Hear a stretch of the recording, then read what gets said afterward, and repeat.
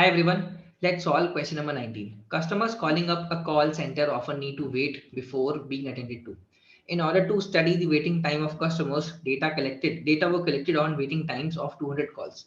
The following graph follows the graphical distribution of the observed waiting times. Note that the bar marked A2 includes all waiting times T such that this. A call is said to have waiting time 0 in case it is answered as soon as it is connected to the call center.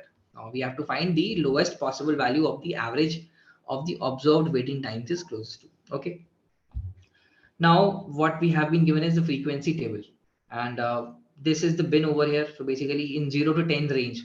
So this is the waiting time. 0 to 10 is the waiting time, and in this range, 60 calls were attended. In this waiting time, 40 calls were attended. In this waiting time, 30 calls were attended. Okay. Now we have to find out the lowest possible time, lowest possible average time. So how do we find out the usual average? What we do, we multiply the frequency and we multiply this value. This value is, let's say, 5 over here. Let's say this average is 5 over here. So 5 to 60 plus, let's say this value is 15 over here. 15 into 40 and so on, and divide by the total number of calls, that is 200.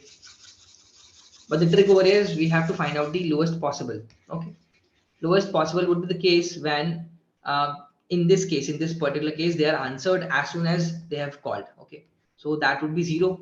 So that would be 0 into 60 plus, in this case they are answered after 10 seconds as they have called. Okay, so 40 into 10. We're not considering any case in this particular range where they must have waited for 15 or 16 seconds or 20 seconds, and not considering those cases because we have to find out the lowest possible value. It cannot be lower than this one. Okay, so if you do this for every bin, that would be 20 into this 20 into 30 plus 30 into 20 and so on, and divide by 200, you will get 22.5, and that is closest to 22.75. So B is the correct answer. Okay.